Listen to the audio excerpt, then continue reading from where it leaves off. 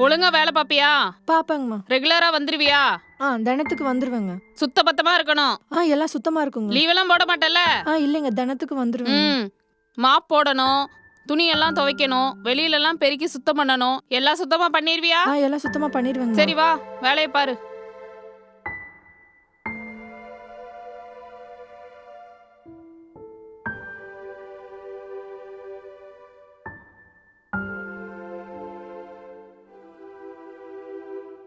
இந்தாமா, நீ வேலை செஞ்சது போதும், நிப்பாட்டு. காசை வாங்கிட்டு கிளம்பு, வேலைக்கெல்லாம் வர வேணாம். ஏங்கம்மா, என்னாச்சு?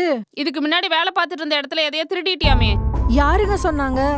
பக்கத்து அபார்ட்மெண்ட்ல சொன்னாங்க. திருட்டு பொம்பளை தானே நீ? திருட்டு பொம்பளைக்கெல்லாம் இங்க வேலை இல்ல, கிளம்பு. அந்த அம்மாவோட புருஷன் தான் என்கிட்ட தப்பா நடந்துக்க பார்த்தான். அதனாலதான் செவனிலேயே 2 விட்டேன். அதுக்கு அந்த அம்மா கிட்ட போயிட்டு என்னை பத்தி எக்கு தப்பா சொல்லி திருடின்னு பட்டம் கட்டி வெளியே அனுப்பிட்டான். நீ சொல்றதெல்லாம் ஒண்ணும் நம்புற மாதிரி இல்லையே. அது எப்படி? எங்கள மாதிரி ஆளுங்களை பத்தி என்ன சொன்னாலும் நம்பிடுறீங்க. இதே உங்கள மாதிரி ஆளுங்களை பத்தி சொன்னா இவங்க இப்படி பண்ணிருப்பாங்களா, இவ இப்படி பண்ணிருப்பாளான்னு யோசிக்கிறீங்களே. ஆனா எங்களை பத்தி சொன்னா யோசிக்கிறதுல கன்ஃபார்மே பண்ணிடுறது. இவன் அப்படித்தான், இவ ஆளே சரியில்லை, மொழியே சரியில்லை, உடம்பே சரியில்லை. இந்த உடம்புக்கு தானே ஆசைப்பட்ட அந்த பேமானி. இதுக்கெல்லாம் எங்க இருந்துதான் ஆசை வருதோ தெரியல. இப்ப எதுக்கு கத்துற? நான் திருடினது நீ பாத்தியாடி? என்னது டியா?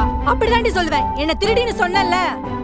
உங்க புத்தியெல்லாம் எப்ப தெரியுமா மாறும்? எங்களை இந்த வேலை செய் அந்த வேலை செய்யு சொல்லாம எங்களோட சேர்ந்து என்னைக்கு வேலை பாக்குறீங்களோ அன்னைக்கு தான் மாறும்.